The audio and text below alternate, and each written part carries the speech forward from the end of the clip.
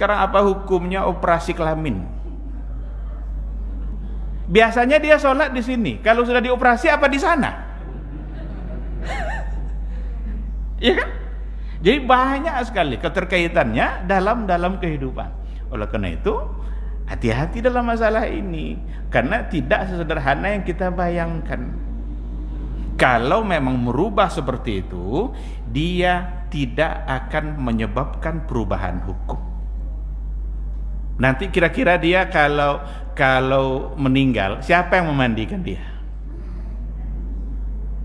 Bapak-bapak kah atau ibu-ibu?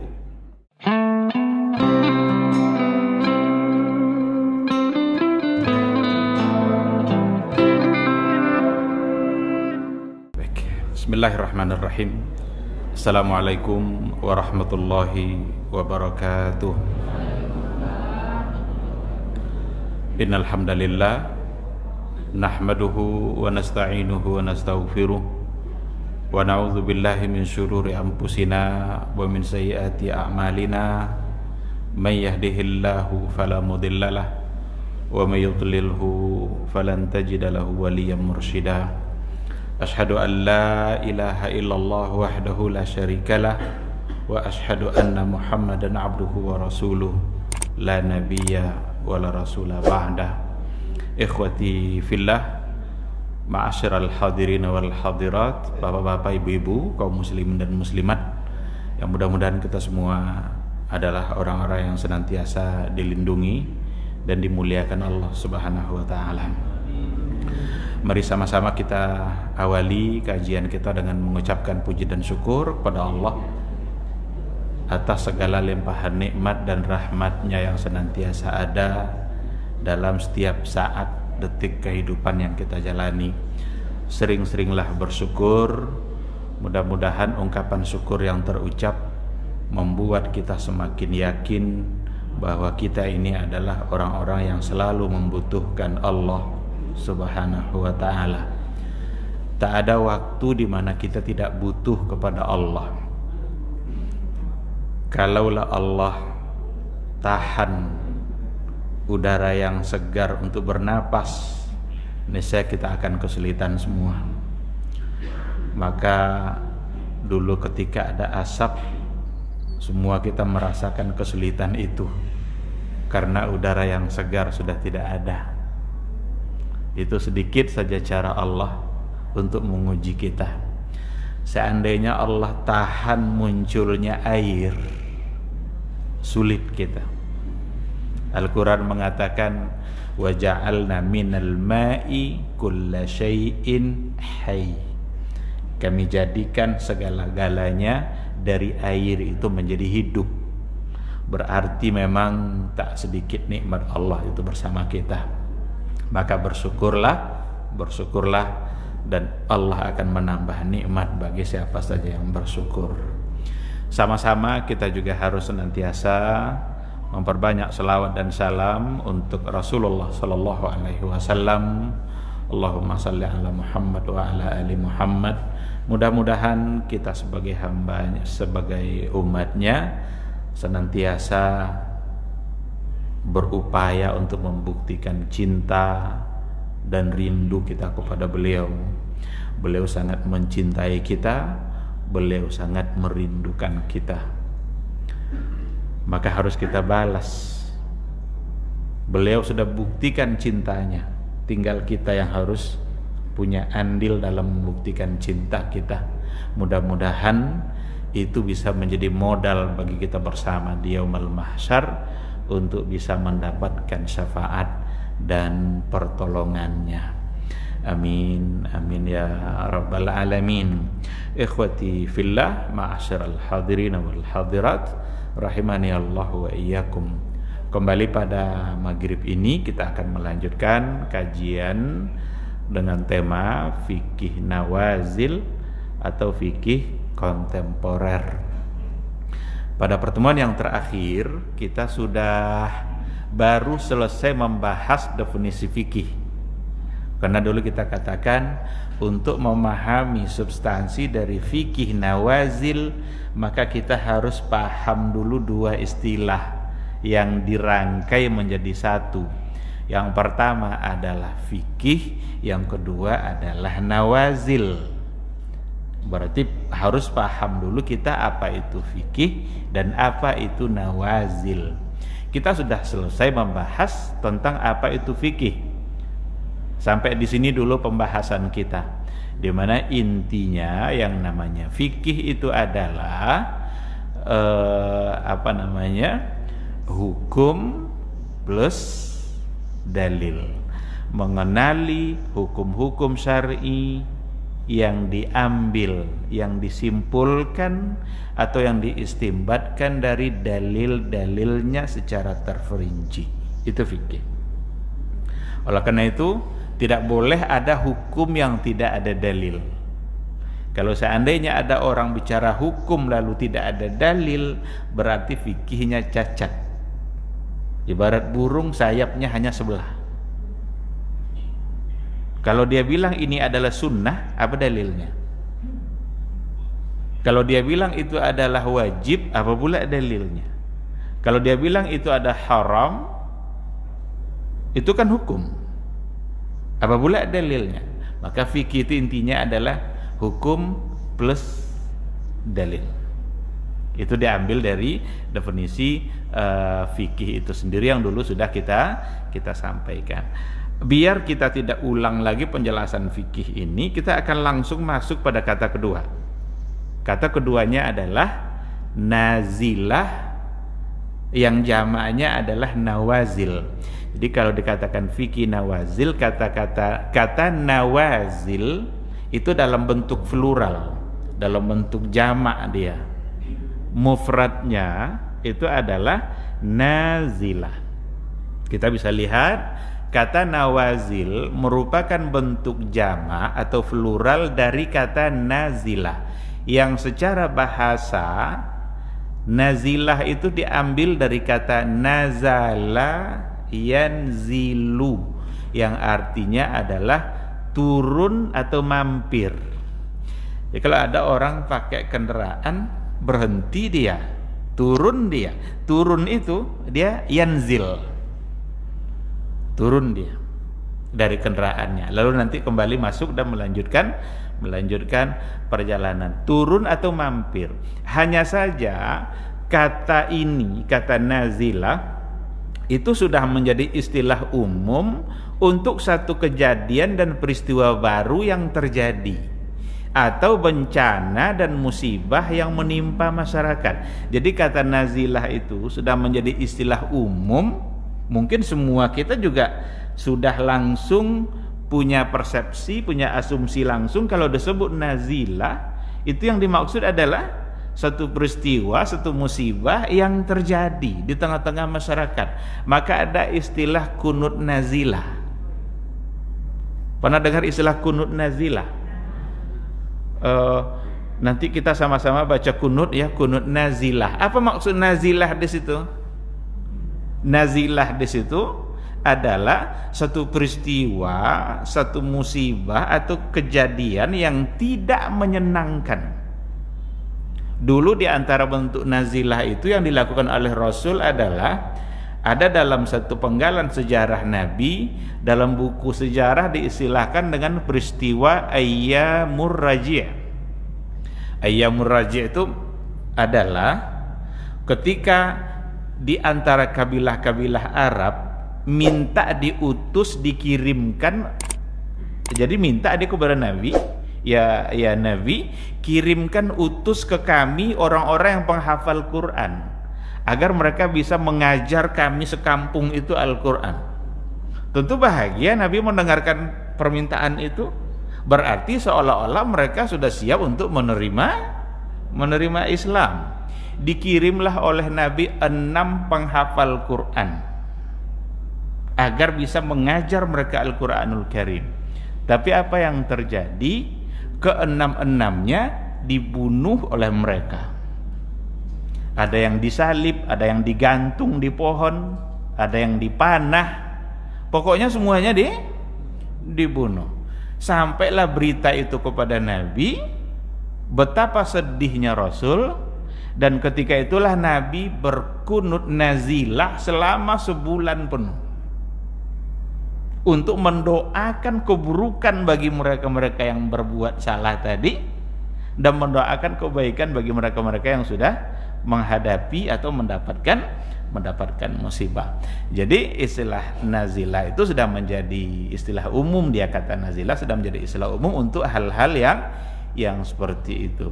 Kita juga kalau ada peristiwa yang serangan tiba-tiba untuk Palestina, terus kita diajak untuk kunut nazilah. Kenapa istilahnya kunut nazilah?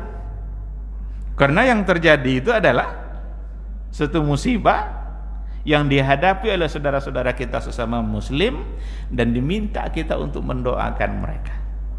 Nah, ini kita bicara seputar bahasa memahami kata nazilah dulu.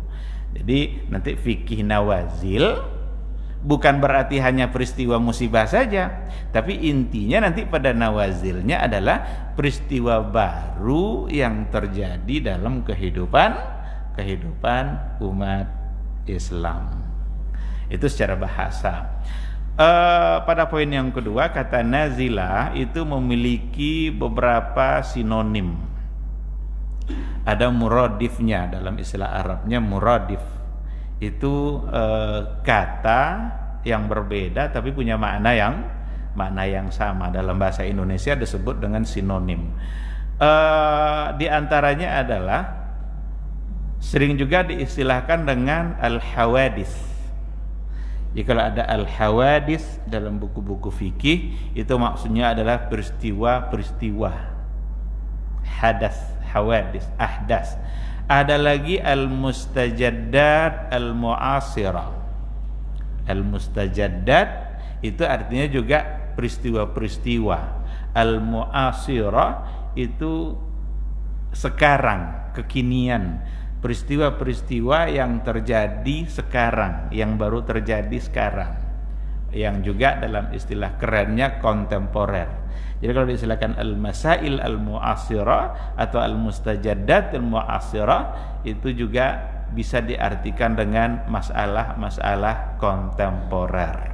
Nah, dari sinilah nanti kita bisa tahu bahwa fikih nawazil itu bisa kita artikan dengan fikih kontemporer. Mu'asirah itu diambil dari kata asrun. Asrun kan ada dalam Al-Quran. Apa contohnya? Wal asri, demi masa, demi waktu. Jadi mu'asir itu satu akar kata dengan asrun itu. Nah itu kita lihat secara bahasa. Nanti ada istilah-istilah yang lain. Ini ada al-waqa'i', jamak dari waqi'ah. Pokoknya artinya sama itu. Itu muradifat saja, sinonim. Mustajaddat, al-waqa'i', al-hawadis, al-mu'asirah, itu semua adalah semakna dengan kata an-nawazil. Sekarang nawazil secara terminologi. Apa yang dimaksud dengan nawazil? Ini belum fikih nawazil ini baru nawazilnya. Dr. Musfir bin Ali Al-Qahtani memberikan definisi untuk kata nawazil. Dia mengatakan yang dimaksud dengan nawazil atau nazilah itu adalah al-waqa'i' al-jadidah allati lam yasbiq fiha nassun au ijtihad. Itu definisinya.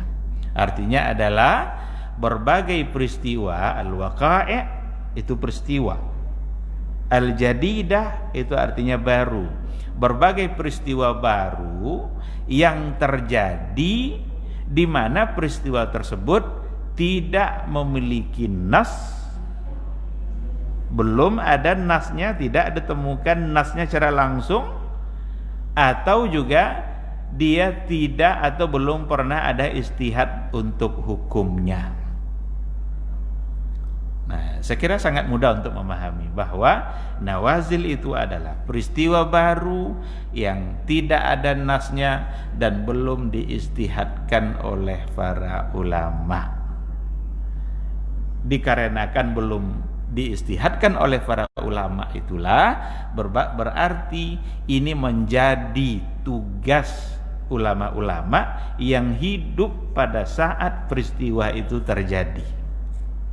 Tapi kalau seandainya sudah ada istihadnya, ya mungkin tinggal merujuk saja, tinggal mengembalikannya saja kepada apa yang sudah diistihadkan oleh para ulama, sehingga mungkin kita bisa mengambil hukum yang sudah diistihadkan oleh para ulama itu. Kecuali jika menuntut, jika ada tuntutan untuk merubah kembali, atau ada hal-hal yang memang sudah tidak persis sama dengan apa yang diistihadkan oleh para ulama tersebut.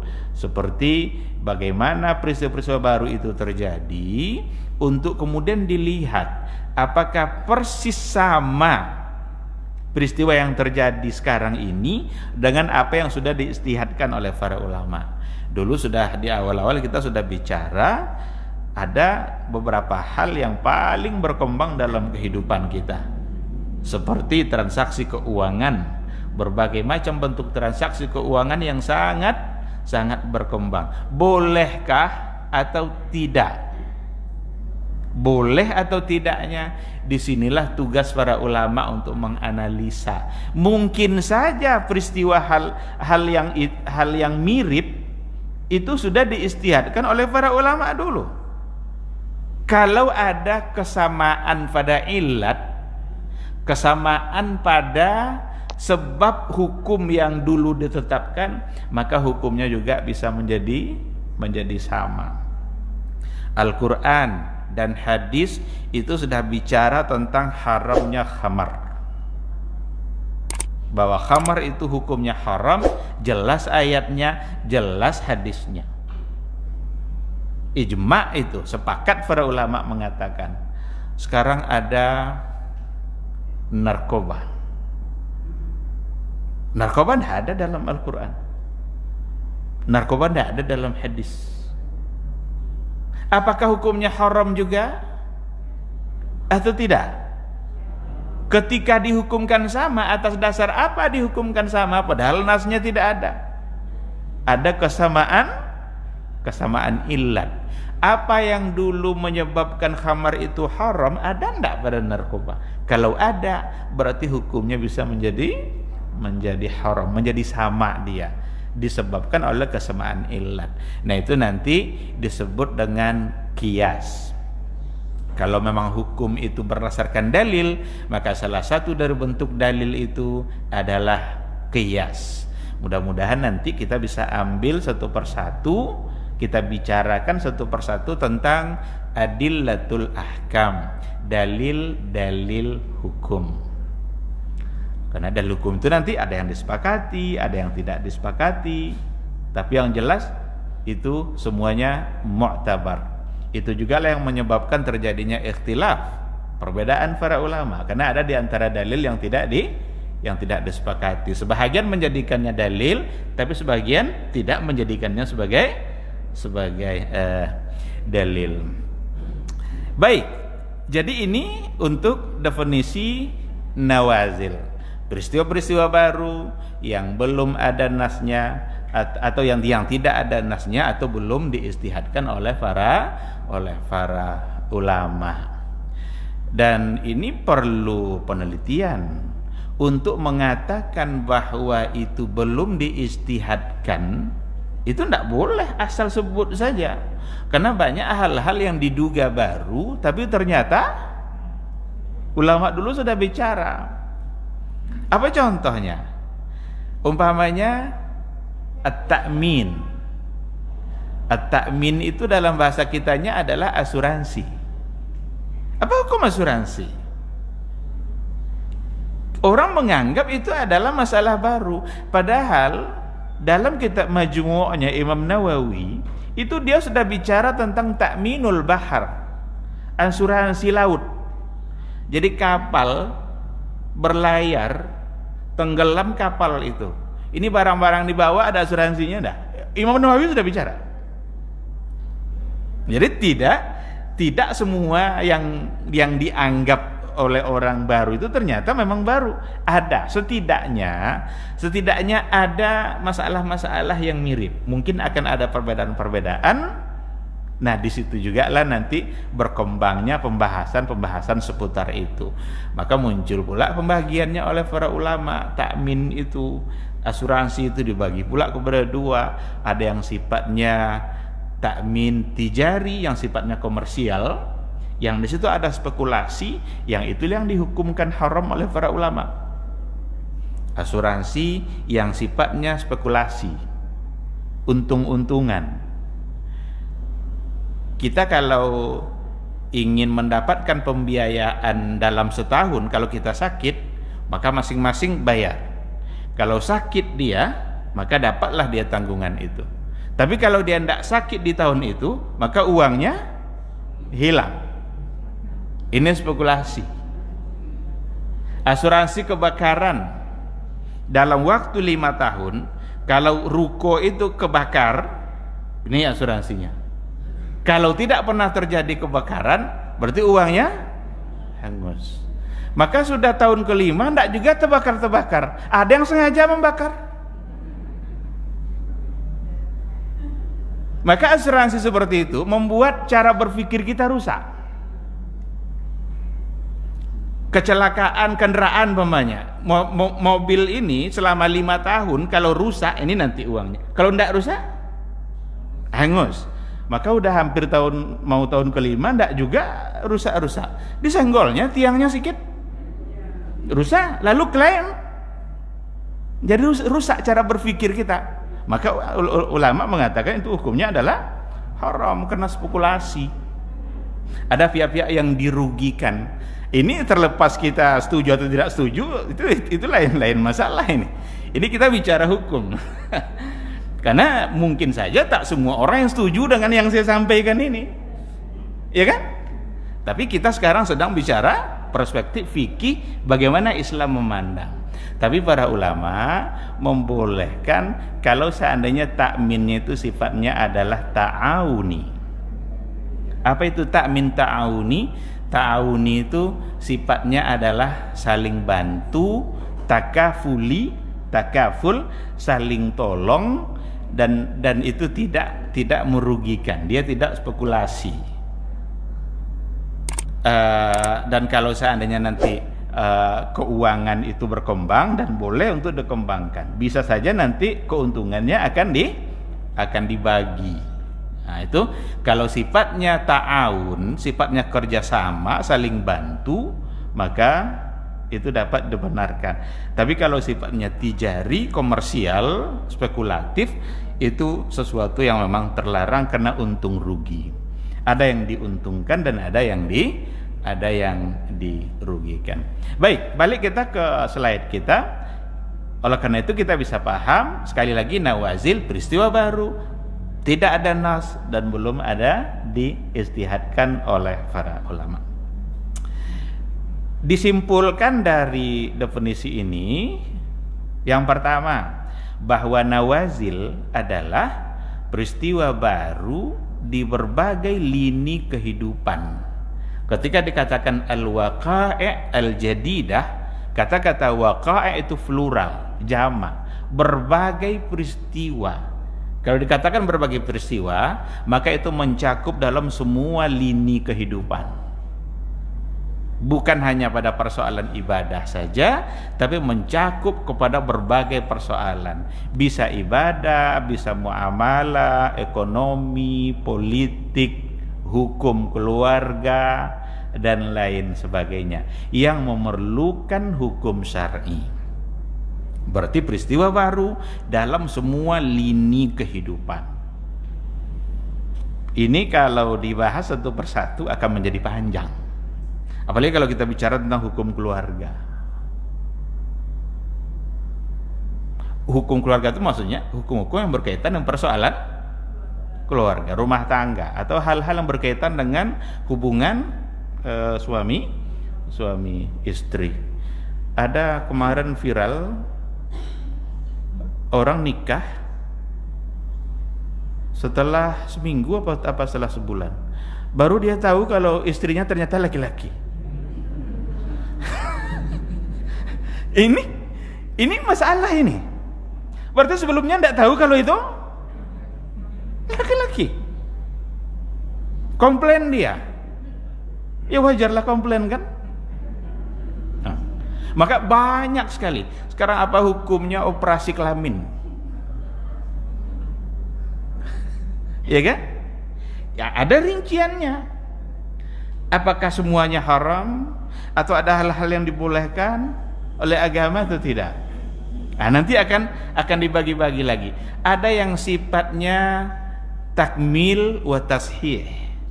Takmil wa tashih itu maksudnya adalah menyempurnakan dan memperbaiki fungsi. Ada orang lahir dengan dua kelamin. Ada kelamin laki-laki, ada kelamin perempuan. Tapi di dalam perutnya ada rahim. Kalau ada rahim, berarti dianggap yang dominan adalah perempuan. Boleh enggak dioperasi, dibuang yang jenis kelamin yang satu ini? Itu namanya takmil wa tashih. Menyempurnakan fungsi dan memperbaiki. Nah, agar jelas statusnya. Karena dalam Islam itu hanya dua, laki atau perempuan. Nanti pas pembagian warisan umpamanya, meninggal ayahnya, dalam Al-Quran dikatakan lidzakari mithlu hazzil unsayain. Ada laki-laki, ada perempuan. Yang ini berapa dapat? Jadi ketika dilakukan operasi itu memberikan kepastian hukum, maka ulama membolehkan. Tapi ada nanti yang sifatnya taghyir. Taghyir itu merubah. Yang laki-laki asalnya ingin berubah jadi perempuan. Berarti bukan menyempurnakan, bukan memberikan, bukan ada maslahatnya agar fungsinya agar dia berfungsi, tapi merubah. Bosan dia jadi laki-laki, ingin dirubah jadi perempuan. Ulama mengatakan ini haram. Ini tidak dibolehkan, dan akan ada konsekuensi hukum yang ditimbulkan oleh perubahan itu. Apa contohnya? Kalau sudah berhasil dia dioperasi, laki-laki jadi perempuan, sekarang hukumnya apakah benar-benar perempuan atau tetap laki-laki? Dalam pembagian warisan umpamanya, apa akan berubah? Awalnya dia dapat bagian laki-laki, lalu berubah menjadi bagian perempuan. Biasanya dia sholat di sini, kalau sudah dioperasi apa di sana? Ya kan? Jadi banyak sekali keterkaitannya dalam kehidupan. Oleh karena itu, hati-hati dalam masalah ini, karena tidak sesederhana yang kita bayangkan.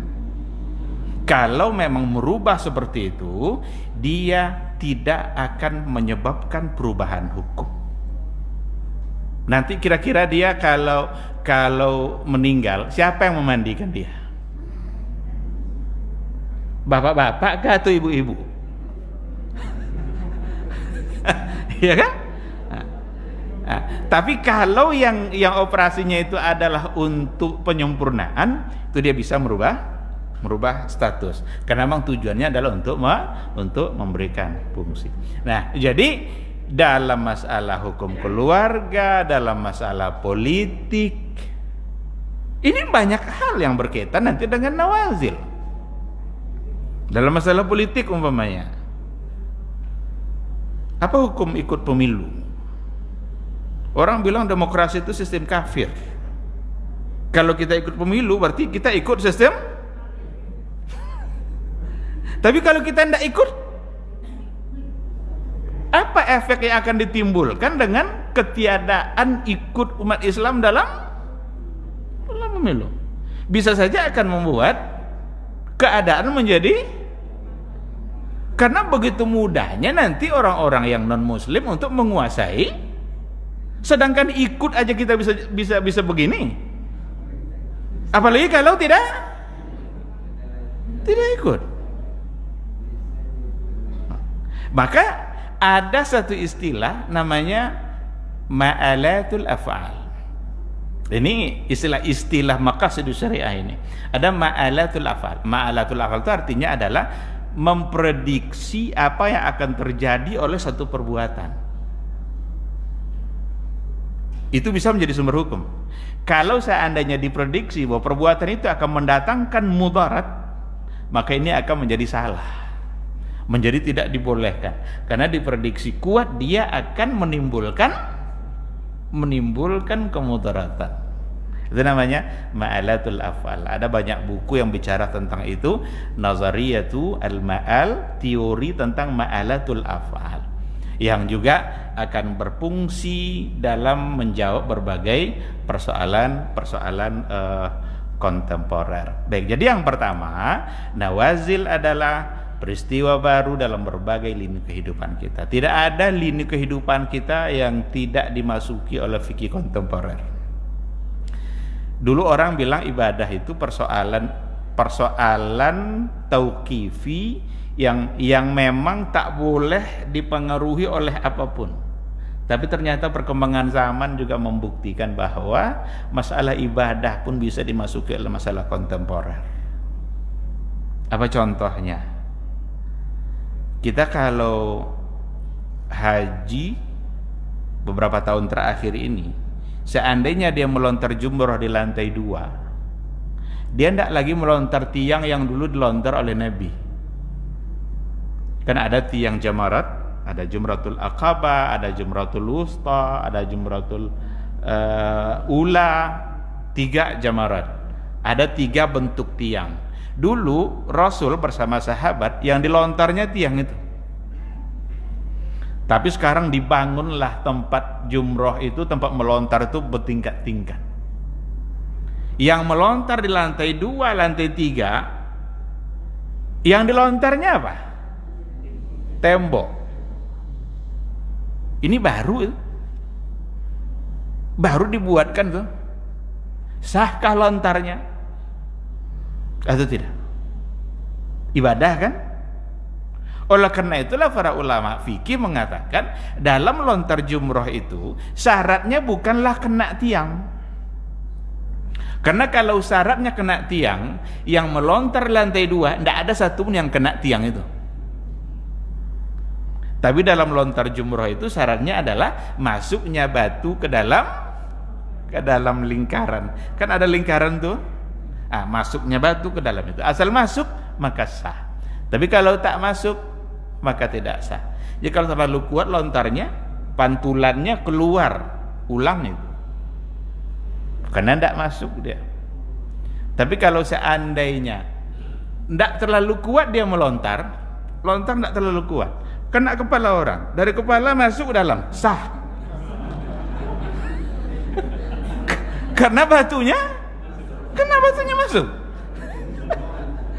Coba bayangkan. Maka tidak boleh pakai batu-batu besar. Siapa tahu nanti yang kena adalah kepala. Nah, maka ibadah pun ada di dalamnya persoalan nawazil. Baik, poin yang kedua, tidak ada nas secara langsung dan belum diistihadkan pada masa lampau.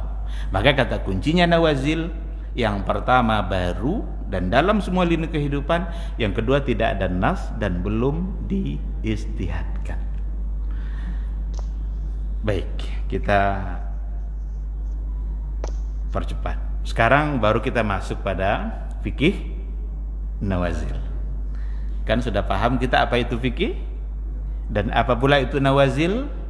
Sekarang baru kita masuk pada apa itu fikih nawazil.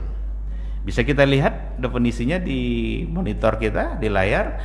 Ma'rifatul ahkam asy-syar'iyyah al-muta'alliqah bil waqa'i' wal mustajaddat al-mu'assirah al-mustanbata min adillatiha at-tafsiliyah. Itu definisi untuk fikih nawazil sebagai tarkib idhafi. Dalam ilmu nahwu fiqhun nawazil itu istilahnya adalah tarkib idhafi, kata majmu'. Artinya adalah mengetahui hukum-hukum syar'i yang berkaitan dengan berbagai peristiwa baru yang bersifat kekinian. Peristiwa baru yang bersifat kekinian yang diistimbatkan dari dalil-dalilnya secara terperinci. Nah, beda sedikit aja dengan definisi fikih. Kalau definisi fikih cara istilah syar'inya tidak disebutkan, tidak ditekankan pada bil waqa'i' wal mustajaddatil mu'asirah, tapi hanya ma'rifatu al ahkam asy-syar'iyyah al amaliyah untuk fikih. Nah, kalau fikih nawazilnya ma'rifatu al-ahkam asy-syar'iyyah al-muta'alliqah bil waqa'i', mengetahui hukum-hukum syar'i terkait dengan waqa'i' wal mustajaddat al-mu'asirah, peristiwa-peristiwa kekinian. Dikatakan peristiwa kekinian ini sebenarnya maknanya luas, karena masing-masing zaman, masing-masing masa itu akan ada peristiwanya.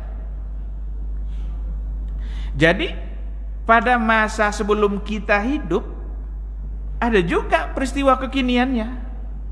Bagi mereka itu adalah mu'asir. Bagi kita tidak lagi mu'asir. Bahkan pada masa sahabat ada mu'asirnya, ada kekiniannya, ada mustajaddatnya. Kita kalau baca sejarah Umar bin Al-Khattab, itu sejarah yang penuh oleh kebijakan-kebijakan untuk peristiwa baru yang sebelumnya tidak pernah ada. Masa Umar berarti pada masa itu itu kontemporer. Tapi bagi kita yang hidup hari ini tidak lagi kontemporer, karena sudah selesai.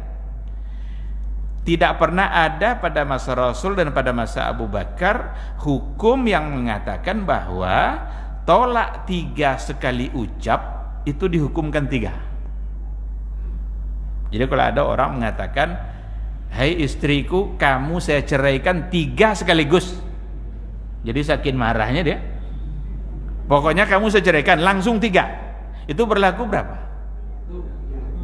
Pada masa Rasul, pada masa Abu Bakar 1. Tapi pada masa Umar, tidak pula dalam seluruh masa pemerintahannya, ada penggalan sejarah di masa Umar itu, dia menghukumkan tolak 3 sekali ucap itu 3. Kenapa Umar bersikap seperti itu? Berarti itu kontemporer, itu muasir bagi dia pada masa itu. Dikarenakan oleh para suami, para lelaki yang menjadi suami itu sudah begitu mudah untuk mempermainkan persoalan cerai. Berulang-ulang dia ucapkan persoalan cerai itu, lafaz cerai itu dalam satu majelis, anti talik, anti talik, anti talik. Untuk terapinya oleh Umar bin Al-Khattab agar mereka tidak lagi seperti itu, dihukumkannya 3. Karena konsekuensi dari tolak 3 itu berbeda dengan tolak 1 dan 2. Kalau 1 dan 2 boleh rujuk langsung, tanpa ada akad, tanpa ada mahar, mau pulang dia pulang selagi dalam masa iddah. Tapi kalau tolak 3 enggak boleh. Dia harus nikah dulu sama laki-laki yang lain, tunggu dulu dia bercerai, tunggu dulu habis masa iddah dari perceraian suami kedua. Lama tuh. Iya kalau dia bercerai, kalau enggak maka diharamkan oleh agama nikah tahlil. Apa itu nikah tahlil? Muhallil. Dibayarnya laki-laki agar menikah dan mantan istrinya, tapi besok dia harus ceraikan untuk sekadar menghalalkan, maka namanya muhallil. Dalam hadis dikatakan la'ana Rasulullah sallallahu alaihi wasallam al-muhallila wal muhallalalah. Rasul melaknat dua-duanya, mantan suami yang membayar laki-laki tadi dan laki-laki yang mau dibayar seperti itu, Rasul melaknatnya. Berarti hukumnya tidak dibolehkan. Nah, jadi begitulah persoalannya. Dalam masa Umar bin Al-Khattab dihukumkannya 3 karena tujuannya adalah untuk terapi. Pada masa Utsman balik lagi hukum itu kepada hukum yang sebelumnya. Banyak sekali. Umar bin Al-Khattab itu juga tidak memberikan zakat kepada yang selama ini dia berhak untuk menerima. Siapa itu? Mu'allaf. Mu'allaf itu banyak artinya. Mu'allaf itu bukan orang yang hanya baru masuk Islam saja. Ada orang-orang dia belum Islam tapi sudah nampak kecenderungan. Sudah nampak kecenderungan keislamannya. Sehingga dilunakkan hatinya agar benar-benar menjadi muslim. Atau memang dia baru masuk Islam tapi masih goyang. Perlu penguat. Dikuatkan dengan cara seperti tadi. Boleh berikan zakat. Bahkan dulu juga diberikan pemimpin-pemimpin suku kabilah Arab yang belum muslim, diharapkan dia bisa Islam sehingga nanti masyarakatnya juga ikut Islam. Abu Bakar masih memberikan, tapi pas Umar bin Al-Khattab ketika dibawa surat itu, ada pula SK-nya itu, SK dia berhak menerima itu, dirobek sama Umar. SK bahwa dia berhak mendapatkan zakat. Dia bilang, kenapa kamu robek? Apa kata Umar?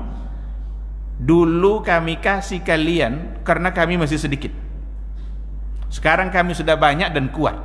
Diusir oleh Umar. Karena udah lama dikasih, tidak juga Islam-Islam. Rasul memberikan bagiannya, Abu Bakar memberikan bagiannya, tidak juga Islam dia. Sampai pada masa Umar, pergi kalian katanya. Kami tidak butuh kalian. Padahal ayatnya jelas. Kan ada kan, innamas sadaqatu lil fuqara'i wal masakin wal amilina 'alaiha wal muallafati qulubuhum.